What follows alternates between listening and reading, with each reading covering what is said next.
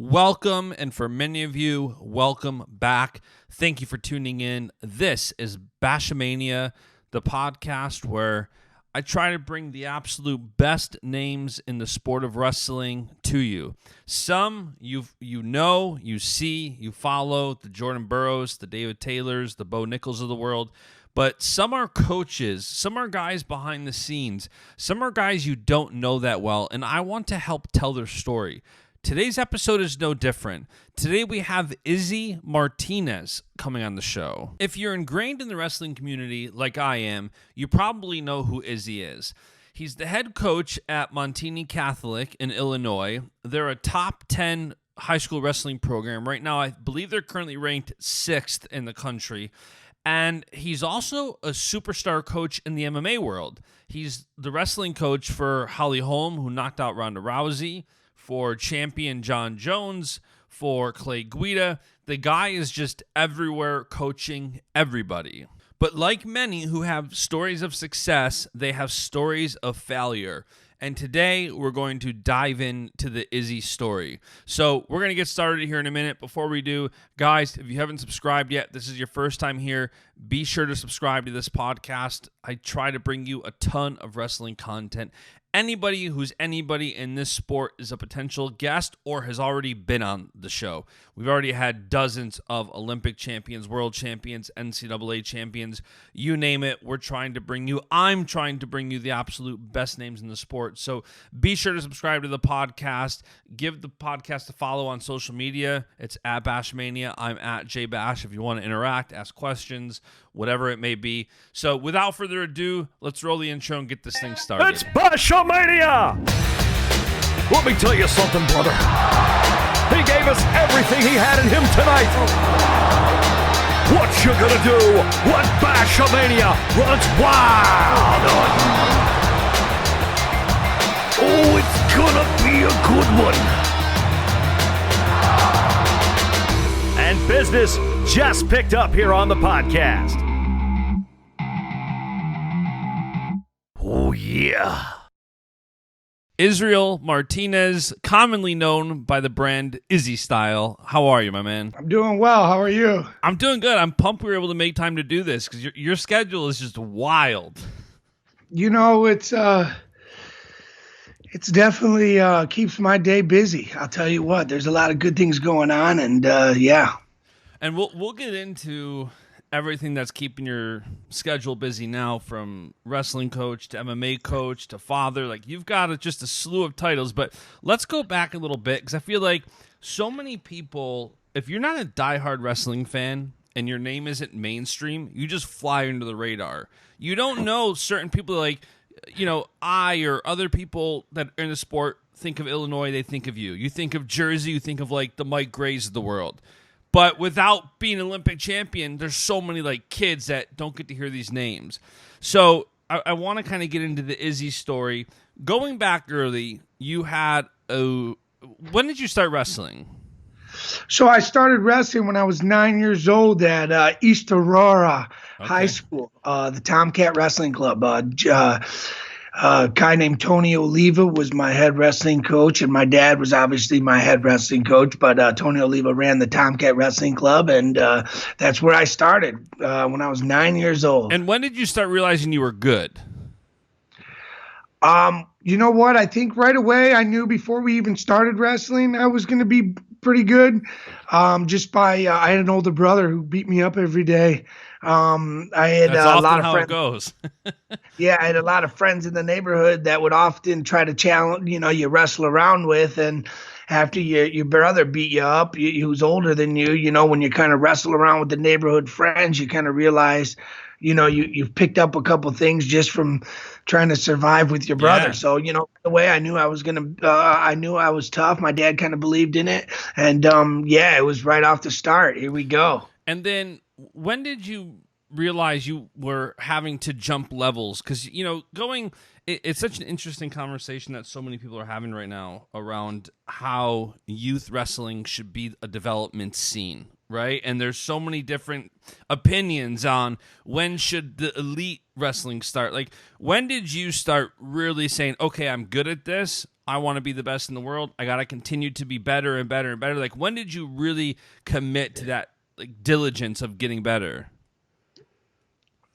I think my dad kind of did it for me. I think that's kind of how it is. I think that there's some kids in the world out there that are just downright world beaters. They're aggressive. Yeah. They're strong. They mentally like to wrestle. I think that my dad saw that in me. I didn't realize it right away.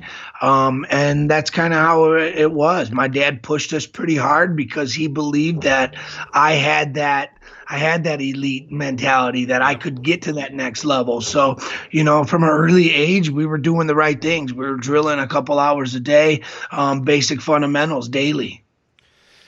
And then going through high school, what was your high school career like? I know, weren't you like a wildly recruited when you were senior? Like you were wanted. I wrestled growing up in the IKWF, which in Illinois, it's a big wrestling federation. It's the big. There's IESA, Illinois Elementary Schools, and there's IKWF, Illinois Kids Wrestling Federation, and the Illinois Kids Wrestling Federation is the elite program for the youth boys, and that's what I wrestled in, and I wrestled in it right away, 9 years old, 10 years old, right into the novice state tournament, senior state tournament. So it was it was a quick rise, and then by the time I got to high school, I went to West Aurora High School. I won a state title freshman year, sophomore year, junior year. So bam, 3 in a row.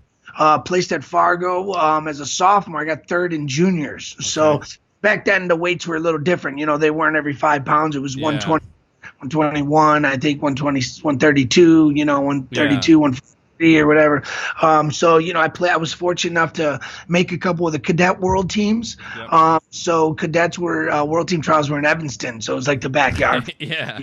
Really was. It was one of those scenarios where you're in your hometown, you got to go out there and perform. So I was fortunate enough to have the cadet world team trials in my backyard, and I did well at them. I also went to the cadet world team trials.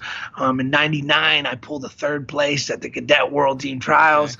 I graduated in '01, so my senior year, 2000, 2001 was, I wasn't the best wrestler in high school, but I had a lot of talent and a lot of promise. So that's just kind of how my high school career went. My senior year, I ended up, I was in a tough place, and I didn't really get out of the rut that I started in, and my senior year kind of got exposed a little bit. A lot of my weaknesses, I ended up getting in trouble for partying and not doing the right things, and then I didn't give up. So then I don't give up there, right? Yep. And then I go to junior college. So I go to North Idaho College in Coeur d'Alene, Idaho. Pat Whitcomb, Roberts were my coaches. They were awesome guys, man. I'm telling you about first-class guys. They took a guy from the suburbs of Chicago, a little punk thug, tough guy, and basically, brought me in their homes and treated me like I was their boy. And, it was great. I was fortunate enough. I won a junior college national title right off the bat.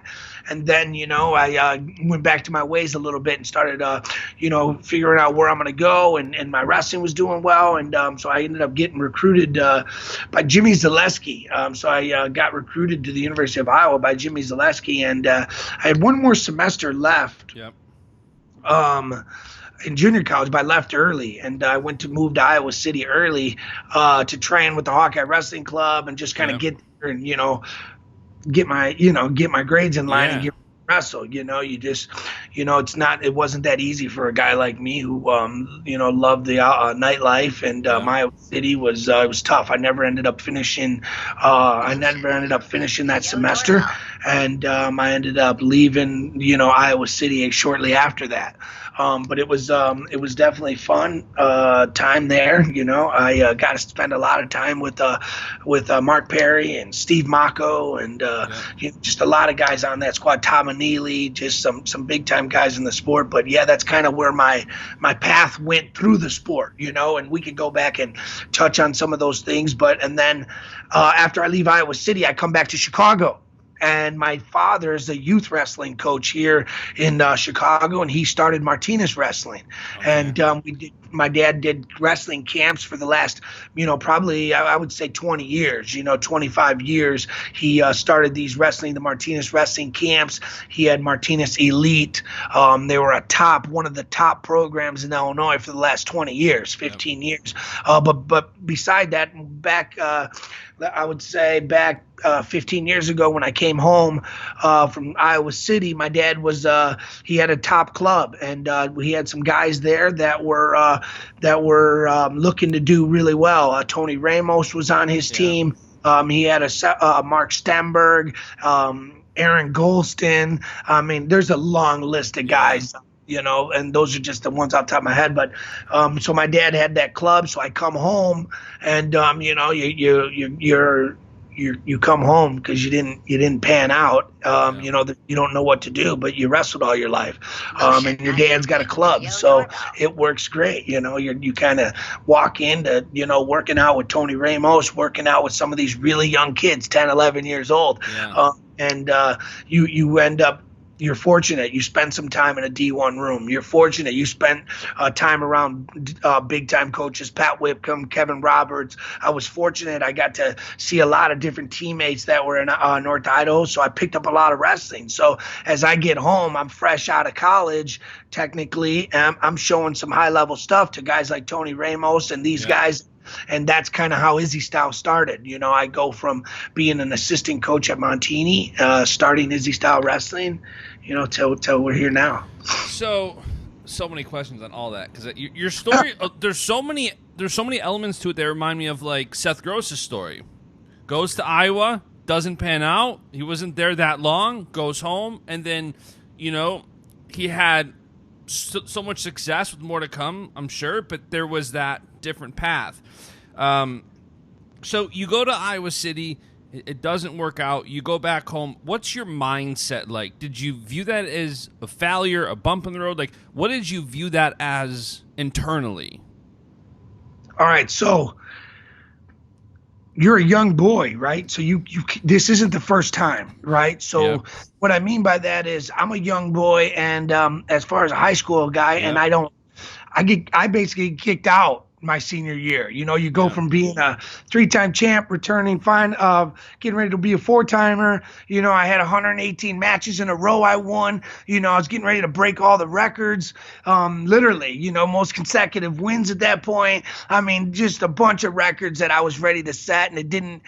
It got taken out from underneath me because my lifestyle choices. So that prepared me for life. I mean, that failure right there prepared me for the next failure. And it prepared me that, hey, listen, I got kicked out of high school as far as off the wrestling team. I get kicked off the team. I battle back. I get some good grades because I did well for a semester and a half. Yeah. So I get some good grades. I turn it around. I win a junior college national title. I beat a bunch of D1 dudes, not top All-American, but right there, some tough dudes along the way. There was a promise, so I felt that. So when things didn't work out in Iowa City, I was down. And, obviously I had some bad outside of the wrestling room habits, right?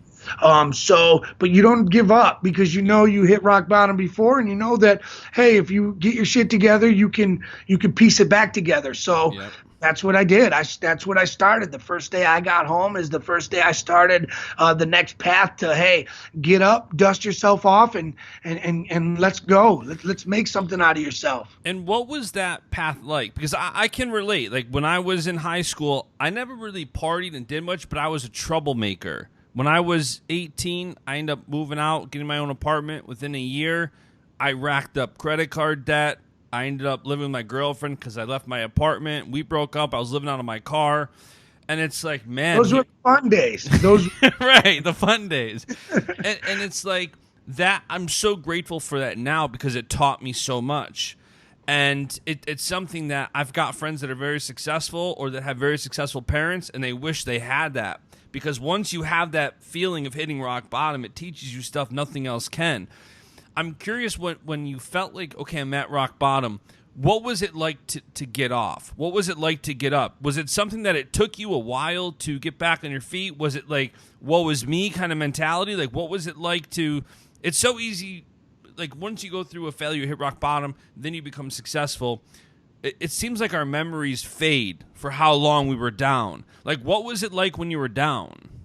I'll tell you what, like I told our boys this morning, they have finals, so we got to work out early today, and it's you can't let that sting go away. You know, we didn't have the greatest Ironman second day the other day, a couple days ago, and then today, you know, a couple guys might have their head down or they're not doing the right things in the room, and you got to remind them, hey, you know, 4 days ago you felt like you were never going to put your head down again, and you were going to work hard and overcome it. So that's kind of where I was. It's like I tell all our boys here, like I tell all my athletes, every day's a fresh start. Every day you wake up, you can change your life and change the direction of where you are, and don't hold that resentment or don't hold that negative energy to tomorrow. And that's kind of where my mentality's always been. It's you've never failed. Yesterday sucked. Tomorrow's going to be better, you know? And it's always been like that. I've never looked at myself as I was a failure. Yeah. I've never looked at myself like that. I always knew I was raised the right way. I had great parents, you know, I had great support system as far as that. It was when I decided to not listen to, and I decided to go off is what hurt, right? But ultimately I had core values that stuck with me for my whole life. It's never give up. Life sucks sometimes, but tomorrow is going to get better. And if it doesn't, the day after will, you know, and it's, that's where my head's always been. And it's interesting, too, because I'm always so curious about the coach-athlete relationship and where somebody can relate and where they can't. And it's like, man, it's so interesting to see all walks of life. Like, I just was talking to Reese Humphrey and Chris Bono not too long ago, both of them on the podcast, about the transition from athlete to coach and how they took everything from being an athlete in life. And when you've gone through something, you can relate. They listen to you a lot more. And when you're like, no, you don't understand. I was there. I've hit rock bottom. I've done this. I've made a bad decision. I've been there. Question A, what was it like transitioning from athlete to coach?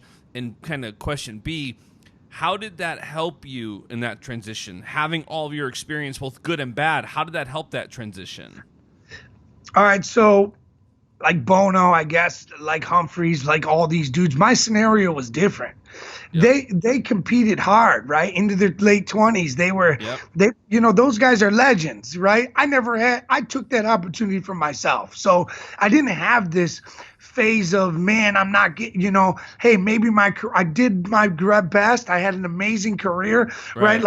Like I'm going to switch into coaching. No, it wasn't like that with me. It was, you're done wrestling. The only way you're going to survive is by you getting in the room coaching these young boys. So it was, you better figure it out. You know, you better figure it out. You better, you know, and that's kind of where I was at. There was no transition, bro. I got in some shit and I got sent home and I got kicked out of that place. And it was, hey, man, this is what your skill is. This is what my skill has always been. I've done camps in Iowa, all over the country growing up, even when I was 19, 20, 21. Even when I was in Iowa City, I did some camps in the area, and people loved it because, you know, you got to have passion. You know, kids are tired at practice, so I took a lot of energy into that. Yep. And so now, I mean, it wouldn't sound like this based on your story of those couple years, but you're now coaching at Montini Catholic, which was a top 10 high school program in the country, and that's just wrestling, like high school, folk style, freestyle. Then there's also the MMA side of it, where you're coaching Jon Jones, Holly Holm, Clay Guida. How did that come about? How did you start training all those guys? So it's been nuts, you know. So my from 18 years old to 22, those 4 years were wicked, right? Those were years where I just completely derailed the train, and you learned a lot, right? You had some fun too, Yeah. you look back and you go, hey, I did this, you Right. talk to some buddies that are married and their life wasn't, it is what it is, right? I don't tell the kids to go out and do the things I was doing, but have Dude, some it's fun. fun for a season, 100%. Have some fun, right? So that's kind of what it is. So after 22, I realized, hey man, I dropped the ball. So now it's like, okay, now it's go time. I was surrounded by the right people. I was I got into Montini. My father was the youth coach, so I got to watch him run his system. Yeah. I got to watch him run the best youth program in Illinois. And they're not the one of the best, right? There's a big fight there. I don't want to get in, but they're one of the best clubs. So I got to watch him run that organization. At the same time as I'm the assistant coach under Mike Bukowski, a legendary coach in Illinois. He's won football state, softball state, and wrestling state as a head coach. Okay. Just a phenomenal dude, right? So I'm in there and I'm learning from these guys and I'm figuring it out. And at that time, Sean Bourmet had Overtime School of Wrestling, which was in Naperville also. So I see this vision. There's a man over here has a successful club and he's making a successful living. There's a great high school coach here who's running this really well. He's got this together. Things are going great. Yep. Kid's going into college. He's got a top level program. My father, bam, right here. I got a guy who's running the best youth club around. So it was right there in front of me. Yep. I just had to shut my mouth. I had to figure it out.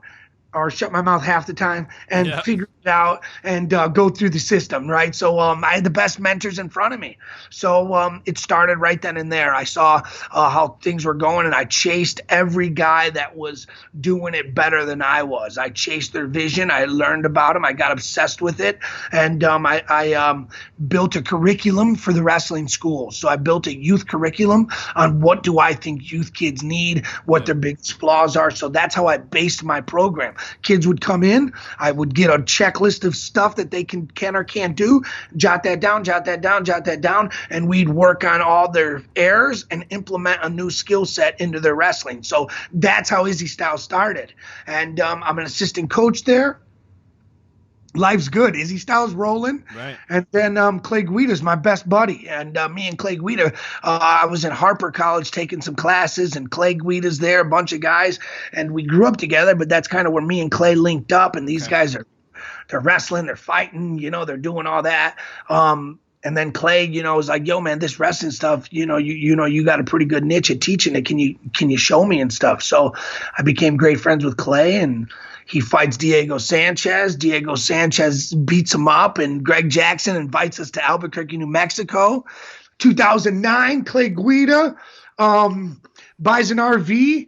We drive down there. I stay there for 2 months, hire a couple guys to help me run my club. Yeah, and the rest is history. I'm here. I'm the head wrestling coach at Montini, going on my 10th year. We've won 7 state titles, 15 UFC titles with Jon Jones and Holly Holm.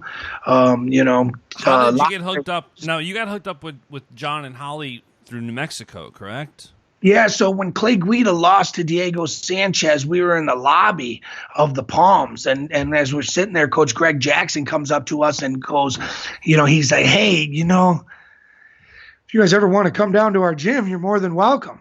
Come down and check us out. And Clay Guida knew exactly what he needed to get to the next level. So he bought a $150,000 brand new RV and, basically packed up, and I went down there with him, and he lived there, and he started training, and it was great. I got to show up at that gym. Mike Van Arsdale was leaving the gym, so they didn't really have a wrestling guy. So I just went in there and started doing my thing. Before you know it, I got, some of the best fighters in the world, the best club in the world. And even I'm in New York, so I know Jon Jones very well because we were in high school about the same time. So I know from a wrestling standpoint how good he is. He wasn't just like some guy who said, I want to do MMA, teach me how to wrestle. Like, he was a good wrestler. How did you connect with him well enough for him to trust you to say, I'm a good wrestler, you can make me better? All right, so you wrestle him. At the end of all here, right? you gain respect wrestlers by wrestling each other, and that's basically how it goes. I was fortunate. John finished a workout and thought that he was just going to roll me over, and it didn't work out that way. And you gain a lot of respect going after the world. Going after one of the best guys. And I was older. I was a little heavier. I wasn't in the greatest shape. And you show a guy a fight that he's never seen before, or show a guy a fight that he hasn't seen in a while, and he respects you, and then you're able to talk to him on his level. You're able to share some of your stories that, hey, dude, I know where you're at. I see where your life's at. I was there before. Yep.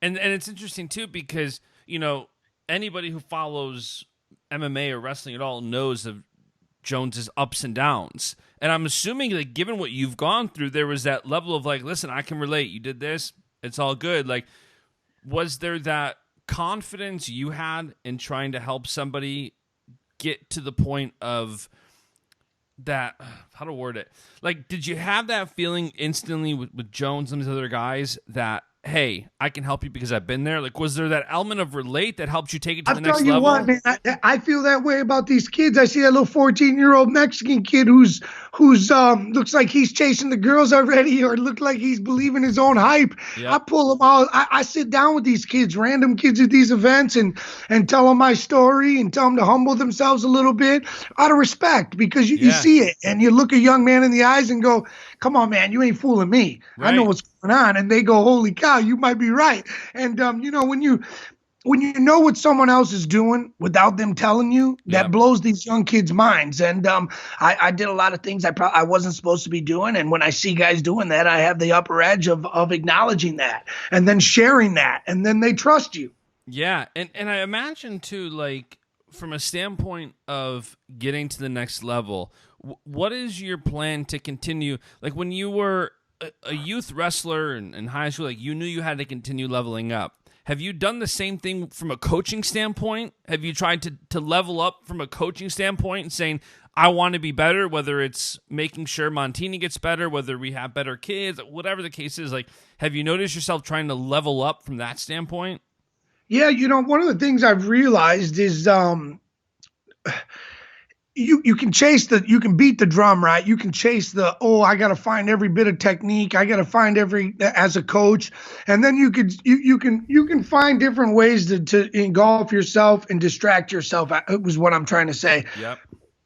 I've realized I have to be a better leader. And that's my focus, time management, bringing in the right people, making sure the right people are around in this mix. My job not only is I try to be there for the boys technically, but I also try to be there for if I can't have that answer, I got the next guy there that's technically able to answer that, right? So my job isn't to answer their questions, but to be able to have a situation that can answer these guys' questions. So I got to bring the right people around, and it's leadership. That's truly what I'm focusing on now. So let me ask you this, because it sounds like even from your early days, when you fail, you hit rock bottom, you do these things, it sounds like you have a lot of self-awareness. Even as a coach now, it sounds like you have a lot of self-awareness to say, okay, I need to be this. I need to communicate better. I need to have more leadership. Whatever.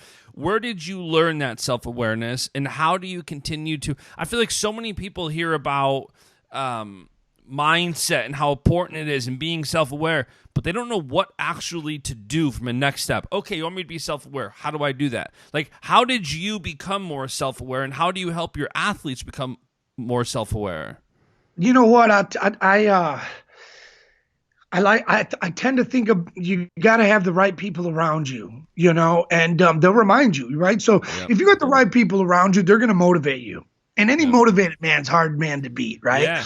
I got the best people around me. I got the best fighters. I got the best wrestlers. And in my eyes, right? And everybody else's eyes matter, right? But in my eyes, I got the best wrestlers, the hardest workers, the guys that do the right things. Like, you don't let those guys down. You don't let those people down, right? It's one of those things that my fiance is amazing. She's the most beautiful woman in the world. And every day it's like, you have to self-reflect. You have to figure this out, because you got a lot of people that that rely on you. So you take that a little bit pressure and you maximize it, you use it. So there's a lot of things that I like to do to keep me grounded, to keep me focused, to keep me aware of what's going on, and keep those things, the things that I'm gonna need to improve, right in front of me.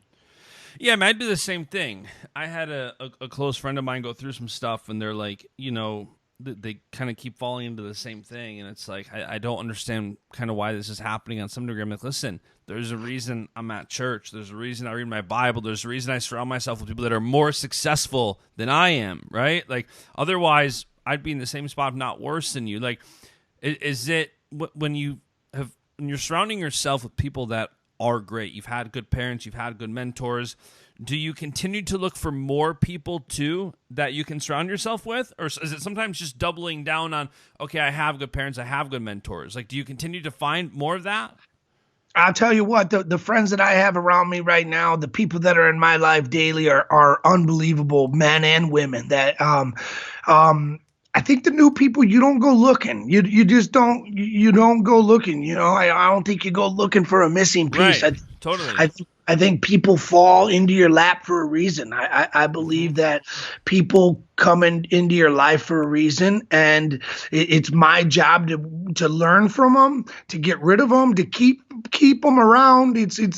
But I think it's a learning experience every time you bring someone around you, and it's your choice whether they're the type of people you want to keep in your life and get rid of in your life. And I know what type of people that I do not want around me. I know what people that I don't want in my wrestling club. And it's just part of it. I know the cancers of a wrestling club coach. I know the cancers of what type of youth parent do you want in your club and do you not want in your club. And you can see it. You've done it before. Yep. These dads think they don't think that you know what's going on, but you're like, dude, I've been doing this for 20 years, man. Right. Like, I've had a guy like you with the kid as good as yours. So you limit a lot of the things, and where I'm at, I got some really good people around me financially, some wealthy individuals as far as fighters. So you got to be careful why people want to be so close to you. And as long as you're aware, we're going to do good. Yeah, I feel the same way. And it's funny, I feel like the more success you get, and the more success of those around you, it does get harder and harder. When you're broke, when you fall on your face and you hit rock bottom, it's easy. Everybody leaves you. Like, there's not one person who thinks they can get something from you. You find out who your friends are. It's harder when you start having success. I'll tell you, I just moved. I was in I lived in Villa Park, a town where my gym was near, and it was, as you're doing well, you got a million friends and you got a lot of fake friends, and I just moved about 35 minutes away, into a quiet little area just to isolate myself and make sure I got those clean thoughts in my head and I'm surrounded by the right people. Yeah, and that takes sacrifice. It takes sacrifice. I think so many times people want they want the highs and they want the best of the best, but they're like, keep me humble, keep me grounded. Well, sometimes you got to make a sacrifice, like you said. Sometimes it's moving a half hour. Yeah, no doubt. That's the story of my life. I'm making sacrifices for my family every day, but I'm also making sacrifices for my own mind. Mental health is something serious, and I've been in some spots where I know some guys that have been some similar spots. They haven't, it's hard to get back up. It's hard to kind of get your mind right. And I'm aware of that. I'm aware that mental health is serious. I'm aware that that voice in your head can play tricks on you. Yeah. So I'm aware of that, and I just try to stay positive, and that's where my mindset is when it comes to that idea. Don't let your brain play tricks on you. You know what you want, you know what you like, and you continue to stay positive and go for it. Yeah, and I don't think it can be said enough how powerful the mind is, and it can, like, the heart can make a convert out of the mind. You see a lot of people that They don't stay grounded, like you said. Like you know what it takes to stay grounded to continue to get to where you want. And if you don't do that, it's easy to fall. Like you saw it, like, without us having to get into the specifics, Iowa City, like, you saw what happened if you're not grounded. It doesn't take long. and you can lose everything. You can change your path, and luckily for you, like it worked out. Like your path took a different course, and now you're coaching one of the top high schools in the country, some of the top UFC fighters in the country, which kind of leads me to something else I'm curious about. Like at this point in your life, speaking from strictly wrestling, we'll talk, because if I ask you the question without wrestling, you'll say the birth of your child, I'm sure.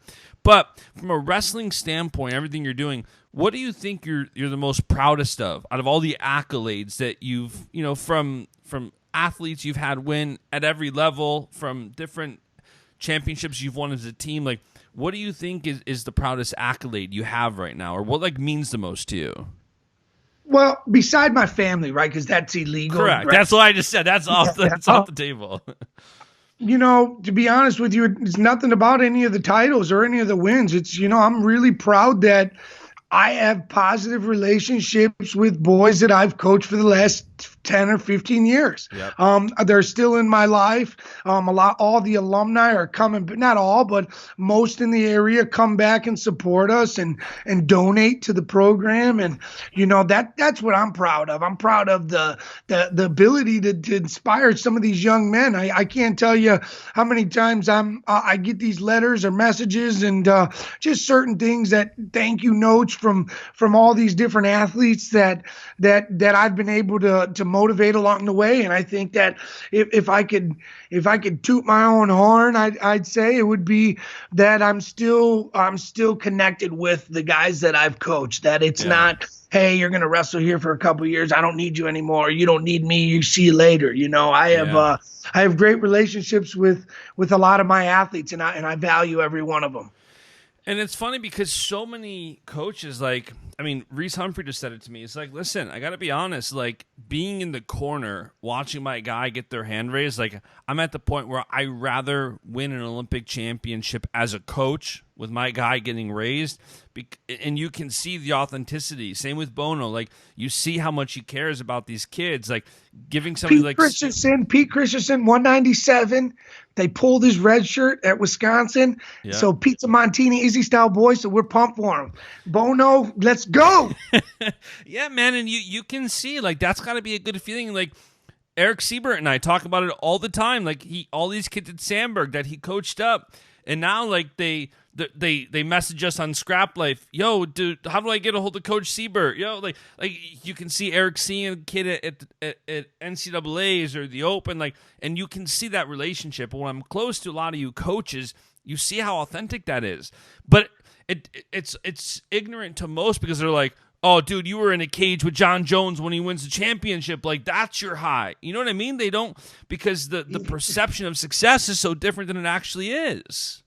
So it's crazy, right? So you value all the relationships, right? Like that. I don't ever want to be the dude that's like the cheesy guy, right? Yep. But there's been some gnarly fights. Yeah. Holly Holm knocked out Ronda Rousey, 60,000 in Australia, right? The place went silent, like the bomb went off. Yeah. Like true, like when people always say that, like the place went silent, like the bomb went off. When Holly went up to kick her, it was like slow motion. Yep. Boom! Right? It was just, so there's been some cool stuff. Jon Jones selling out arenas. I mean, we just did a signing with John and Kareem Abdul-Jabbar, Magic Johnson. Everybody's around. I mean, there's been a lot of fabulous, awesome memories through this game that I've been fortunate enough. Private jets, flying all over the world. Meetings with Dana White. I mean, it's been a long, fun ride, but nothing tops the relationships. That's for sure. And how do you? This might sound corny too, but how do you stay humble after all that? Like, I feel like so many people get a hold of that, and that's not easy. Like, dude, the luxury lifestyle in any capacity, whether it's success, whether it's enjoying the luxuries of like being in Vegas and getting upgraded to a suite and then going to a normal room. Like, I see how, I won't mention them, but some of the people that I surround myself with that do have a lot of money, that stay in the penthouse suite, they don't care when they go stay in a normal room. Sometimes their friends are like, oh, dude, you don't have the suite? But they're like, who cares, man? When I have it, great. If not, but like, how have you stayed humble through all that noise?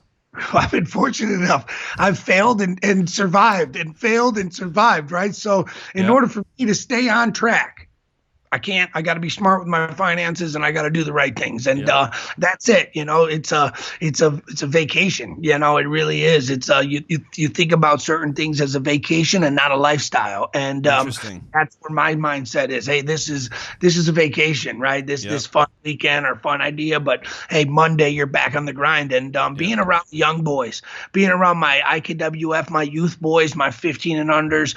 I mean, it's humbling.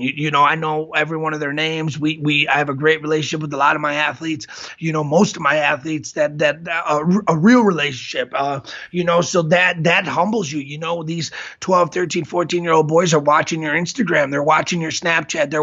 They're aware of your lifestyle. So, I'm definitely more mature as a coach and a man. So, Father Time has been helped me out. Having 2 baby boys has helped me. Having a fiance that I adore has helped me. It's helped me stay on the right path. And what have you done from a standpoint of, have you used the success you've had to get more success in moderation? Meaning, have you taken the lifestyle of saying, look at Jon Jones is uber successful, Holly Holm at the absolute pinnacle, knocks out Ronda Rousey, who's the face of UFC. Have you been able to take those moments and not brag about them, but leverage them to say, I think social media is dangerous, right? You can use it in a way that gives a false perception of what your life actually is, which I'm sure you see a lot of it with guys that want to hang around some of these superstars and pretend they're best friends, pretend they live like that. But at the same time, there's an element of showing some success because you're there, you're enjoying it, you want to share it with those people.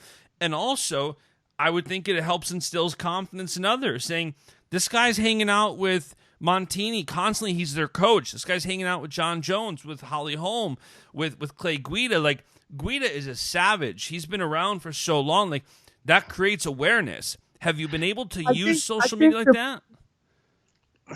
I think that you use the social media to show, to spotlight your friends, to spotlight your families, to spotlight your team. It's it's a fine line, right? You want to bump, and then it gets to what's bragging, what's not bragging, right? So I mean, have I used social media to benefit the wrestling schools? Yeah, that's the purpose, right? There's the business side of this game, and the business side of this game is serious. There's a lot of money that's out there to be made in this recruiting business, in this youth sports industry, the apparel industry. There's a lot of money there. So so you can't lose sight of that part. Do your kids, from the kids you coach, do they ask you about how you use social media? I know for me, I get blown up with kids with these wrestlers that they just get into college and they start sliding into my DMs. Should I do this? Should I do that? What should I focus on? And I'm like, focus on your career right now. Build your brand, keep a following, and be out there. Don't be offline. But I'm noticing younger and younger, these kids are coming out with massive followers. Soriano's halfway through high school? He's got 100,000 followers, right? These kids are coming out of high school now with big audiences. Do you find your kids come to you for advice on how they should try to balance that? Yeah, we got a lot of kids. I'll tell you what, there's 170 Izzy Style members, right? So we coach a lot of guys, and we're giving a lot of lectures and talks on this social media platform on, hey guys, these college coaches are looking at your social media. What do you want to portray to them? Who are you? Remember that. So we're giving a lot of advice like that. Don't be stupid on social media advice. Right. But we're also letting these guys know, hey, we know who's watching our Instagram stories. It shows, right? Yep. So on my phone, it says I got, so many Instagram people watching my story. And you can show the boys, hey, look at this coach is watching my Instagram story, like, hey guys, they're interested and they're watching you, they're checking you out. So, the boys are aware that a lot of the coaches are following us on Instagram and social media. They're aware of the platform that Izzy and Montini have. So, like we try to do, and I'm sure you try to do for all your clients, is you try to maximize what social media can do. Right. You want it to benefit you rather than hurt you. And it's unfortunate, but there's a lot of kids out there whose social media is hurting them. It's distracting them. A lot of these kids, they're looking for sponsors. They're looking for this. They're looking for that. They're looking for this, and they're not training. They're not working. They're too busy. They head kicked a turd, and now they're reposting 50 highlights of head kicking a turd rather than practicing the head kick more. Right. So I think social media's got its downfalls, but we try to look at it positive. And it's interesting because you have both sides of it. You have the standpoint of saying, you could easily, if you weren't humble and grounded in your foundation, you could easily double your social media following right now by being more chauvinistic, right? And you don't do that. Like it's obvious. Like you give equal airtime to those things around you, and you don't try to, like I see it, you don't try to brag. I see that you post more about your athletes at Montini than when you're with Jon Jones or Holly Holm, or you're balancing that. Has that come natural to you, or do you have to try hard and think about what you're doing? Like, what's that like? You know what? It's the things that are important to me. At the end of the day, that's what I use my social media for. I use it to highlight the things that are great in my life. Right? I don't use it to. Totally. I don't use it to. I don't post to see who's going to get the most likes, right? I don't show it. I don't share it. If that was the case, I'd share a million Jon Jones videos and him kicking and us in Corvettes, Lamborghinis, and all that other, all that nonsense. But, it's just I try to show a lot of love to the people that I care about, and that's where my social media is at. Obviously there's a business concept about it, but if you look at my social media, that's not right front. This isn't just my business page, right? Where I'm not selling my camps and selling this and selling that and selling this. And the guys that are doing that, God bless them. I don't have a problem with those guys. I'm learning from them every day. Right. So keep posting, keep sharing. I love these guys that are on social media selling and wheeling and dealing and hustling on there. I don't do that. We post flyers, we post some stuff every now and then, but mostly it's about, what's going on in my day-to-day life. Yeah. And speaking about your day-to-day life, what's coming up for you? What are you excited about? What are you working towards? You do have so many different verticals going on between both Montini and then on the UFC level. What's coming up that you're excited about? Like, what do you have going on? What are you looking to do? Like, what is that day-to-day life looking like? Oh, it's great. I just got off the phone with Daniel Cormier. We fly out there December 30th, and on New Year's Eve, Montini duels Gilroy. So Montini is currently ranked 6th in the country, and Gilroy's ranked 10th. So we have a big duel meet on New Year's Eve against our school, Montini versus Gilroy. The 5th, 6th, we got Doc Buchanan, the biggest tournament on the West Coast for Montini. January 18th, Holly Holm is fighting on the Conor McGregor card. And that weekend is the Beat the Streets duels for the Montini. And then, right into February 8th, Jon Jones. Jon Jones is fighting February 8th. And then the following weekend, sectionals in Illinois, team state, and then, kind of relaxing. But the next 2 months are going to be, every day is going to be, we're going to be on the run, working our butt off, and we got some big goals ahead. We got high school state, youth state, win world title, Holly Holm to get back up in the ranks. So there's a lot going on at Team Izzy Style. And by the way, have you set a date yet? No, you know what? It's one of those things. It's too hard. We with John fighting and the state tournament, it limits us to where we are. But you know what? My fiance is cool. She's just a special person, and my life I can attribute all my success to any man can say whatever they want, and they can think they're as badass as they want. Dude, but they're I not. need my wife like I need anything. Yeah, my girl is amazing, and I have two beautiful boys, and she's happy, and I don't think that it's ever gonna get to the point where I'm gonna delay it long enough where she says, "What the hell's going on?" Right. Yeah. But yeah, we're getting there. Once we find some time and we know John's not fighting and not no big events, we're gonna set a day and have a big wedding. I look forward to it. Well, listen, man, I know you got a busy schedule. I'm going to let you go. Thank you so much for taking the time to stop by. Hey, man, listen, it was great to talk to you. It's a pleasure sharing my story. There's a lot of good things going on in Illinois, and Izzy Style Wrestling and Montini Catholic, and then the fight game. And if anybody wants to, anybody's ever in Chicago, any wrestlers are ever in Chicago, our wrestling gym is 20 minutes away from O'Hare Airport. There's a code box on the door.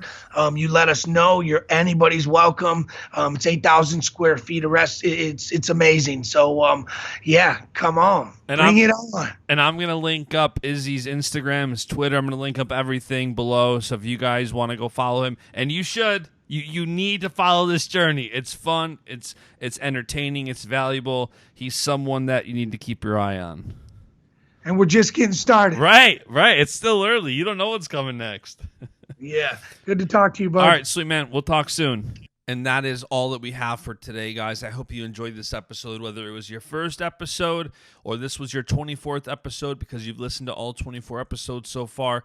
Thank you for listening. I am your host, Justin Bash. You can interact with me on Instagram at JBash, on Twitter at JustinJBash, or send me an email. Go to the website. Do whatever you got to do. If you want to reach me, I'm very accessible. Be sure to subscribe to the podcast. We got many more great guests coming up, just like Izzy. If you want to go back into our archives, listen to Jordan Burroughs, Bo Nickel, David Taylor, Seth Gross, Jordan Oliver, Frank Molinaro, Yanni, you name it, Helen Maroulis. The guest archive is starting to build up. So subscribe to the podcast, send me your feedback, and I will see you next week for the next episode. See ya! And the beat goes on, goes on, goes on. Goes on.